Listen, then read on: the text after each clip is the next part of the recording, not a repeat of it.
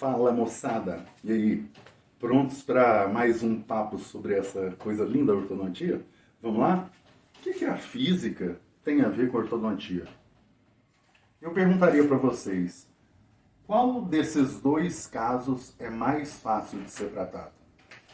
É lógico que alguém já notou aí que tem uma pegadinha, pois eu vou falar para vocês. Esse é o caso difícil de ser tratado.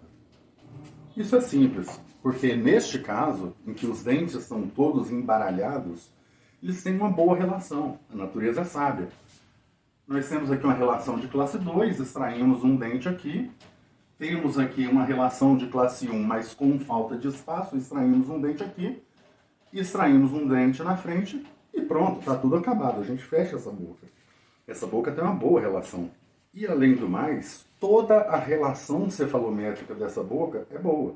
Então isso é um sinal super positivo, que o caso vai ser fácil de ser tratado. Na verdade, esse caso, até eu que sou bobo trato.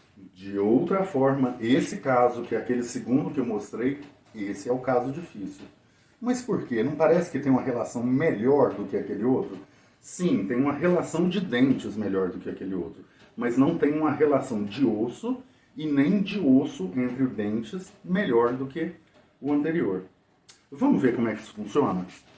Tem alguns dados na análise cefalométrica desse paciente que mostram para a gente que a porção inferior da face dele é muito reduzida, ela é muito fechada, ela é cerca de 35% menor do que é o desejável. E além disso, a gente nota também nessa avaliação cefalométrica que incisivos superiores e incisivos inferiores estão tanto protruídos quanto inclinados para fora. Olha, isso para a gente tem um valor científico enorme. A gente está falando de um paciente que tem os dentes nesta posição.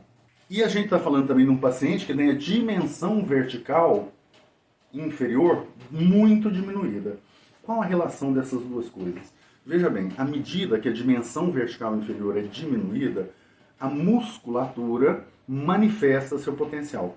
O fabuloso professor Reinaldo Misaka, durante uma aula, uma vez disse assim: os padrões sociais são como eu e o Marcão. É o baixinho invocadinho e o grandão bobão. E é assim, os extremos. Se você tem um músculo muito grande, num perfil longitudinal, vertical maior, esse músculo, apesar de muito grande, tem menor potência. Quando os músculos são pequenos, ou seja, num padrão braquifacial, com dimensão vertical muito diminuída, a potência dos músculos é muito maior. Poxa, mas o que isso tem a ver com o problema desse paciente? Na verdade, tem tudo a ver. Quando a gente olha a teleradiografia lateral desse paciente, a gente observa exatamente aquilo que a análise cefalométrica mostrou para nós. Dentes tanto superiores quanto inferiores, muito protruídos e muito inclinados para o vestibular. Protruídos e inclinados para o vestibular. E isso é consequência do padrão muscular do paciente. Essa diminuição da dimensão vertical inferior no paciente, ou seja, essa musculatura que comprime nesse sentido, é que faz com que os dentes da frente, os incisivos principalmente, se desloquem para anterior e se inclinem para fora. Quando nós estamos fazendo nossos vários cursos de ortodontia, a gente usa esse tipo de instrumento aqui. Isso se chama taipodonte. Isso aqui é uma base de cera com dentes de acrílico e a gente cola os brackets, as pecinhas, e vai treinar as movimentações. Só que todo ortodontista já passou por isso. A gente pega isso aqui, planeja o movimento, ativa o aparelho, coloca dentro da água morna e nós temos que esperar 5 ou 10 minutos para ir lá ver como ocorreu a movimentação, porque a cera vai derretendo e os dentes aceitam a movimentação dentro da cera. Só que todos nós um dia vamos bater um papo, tomar um cafezinho, esquecendo, e o taipodonte fica lá dentro da água. E o que acontece? O movimento vai acontecendo. Essa mancada aconteceu comigo. Eu me esqueci do taipodonte na água morna e quando eu voltei, o que aconteceu? Os dentes estavam intruídos dentro da cera. E quando a gente olha de lado, eles também estavam protruídos e inclinados para fora. Então o que acontece com o nosso paciente é exatamente o que aconteceu aqui nesse taipodonte. Olha só, para entender mais fácil, a relação que nós desejamos nos incisivos é essa aqui. que é aquilo que eu chamo sempre de relação de guilhotina, um passando pelo outro.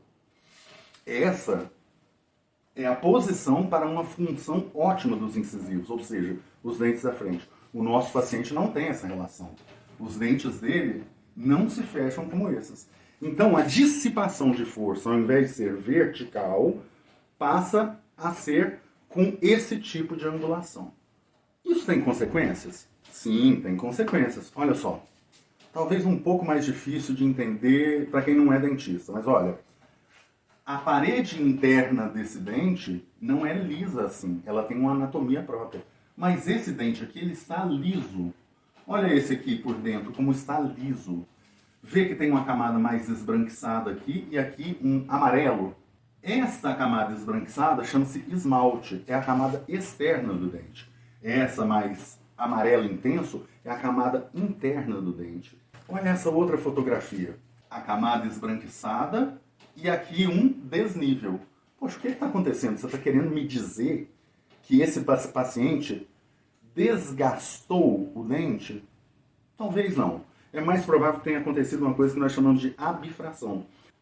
O arranjo do esmalte do dente tem um ângulo de trabalho. E ele, quando começa a trabalhar fora da posição, o paciente começa a lascar, quebrar essa camada de esmalte. E foi o que aconteceu com esse paciente nosso.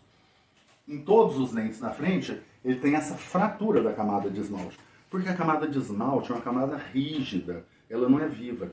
A camada posterior a ela, que é a dentina, ela tem uma maleabilidade. Vamos falar de um exemplo. Numa chuva, um vendaval muito forte, se você colocar uma placa de madeira em pé, o vento derruba. Mas se você tiver uma grama, o vento vem, bate, a grama se curva e volta depois para a posição normal. Essa propriedade em física chama-se resiliência. A dentina, essa parte interna, ela tem essa característica de resiliência às forças. O esmalte não. O esmalte é como se fosse um diamante. O diamante é muito rígido, mas se você bater um martelo nele, ele vira pó. Também está acontecendo isso naqueles dentes. Então, o nosso paciente está fraturando a face interna dos dentes anteriores por conta dos eixos de trabalho. E tem como tratar? Sim, tem como tratar. Mas lembrando sempre, primeiro o diagnóstico, primeiro entender o que está acontecendo. A primeira coisa que nós temos que descartar nesse caso são os problemas gástricos. Do que eu estou falando? Pessoas que têm refluxo, pessoas que têm uma alimentação muito ácida, porque esses ácidos, tanto o clorídrico do estômago, quanto os ácidos de carbonatos, de refrigerantes, por exemplo, pode causar uma desmineralização parecida com essa. Há também os casos de bulimia, de anorexia, pacientes que provocam vômito para poder se manter magros. E também dá um problema muito parecido com esse, tá? Mas como é que a gente vai resolver isso? O nosso problema está lá na frente? Não, moçada, o nosso problema está lá atrás. A gente tem que fazer mecânicas que a gente faça com que os dentes de trás, observa aqui ó, como segue, o fio ortodôntico segue uma linha ascendente. Uma linha reta viria nessa posição. Ou seja, a gente monta o aparelho fixo de tal forma que a gente extrua, que a gente desça esses dentes e depois que a gente suba esses dentes. Isso é muito interessante, porque a boca é como uma tesoura. 1 milímetro na altura que a gente ganha lá atrás, a gente ganha 7 aqui na frente. Então, o nosso problema está se manifestando na frente, mas ele está acontecendo lá atrás. E é essa a grande sacação. Porque quando a gente consegue descobrir aonde está verdadeiramente o problema, e que o problema se refere ao tamanho da musculatura e ao padrão braquifacial do paciente, a gente altera esse padrão muscular e aí sim, abrindo um pouquinho lá atrás, a gente consegue abrir bastante aqui na frente, os dentes estão nessa posição, então nós vamos abrir aqui na frente, depois que abrirmos aqui na frente, a gente faz este movimento e depois faz este movimento. Esse caso vai ter solução e esse caso vai ter estabilidade. Qual a relação de física e ortodontia? Tudo que nós falamos, os vetores de retrusão, vetores de intrusão, vetores de inclinação, todos eles vieram da nossa formação em física. E cara, passaram 35 anos, me deu uma saudade enorme do professor Alírio Severo Júnior, nosso querido jacaré. Foi ele que me ensinou isso. Cara, você não imagina o tanto que você foi importante na minha vida e quanto você me tornou um profissional melhor. Professor Jacaré, muito obrigado por tudo.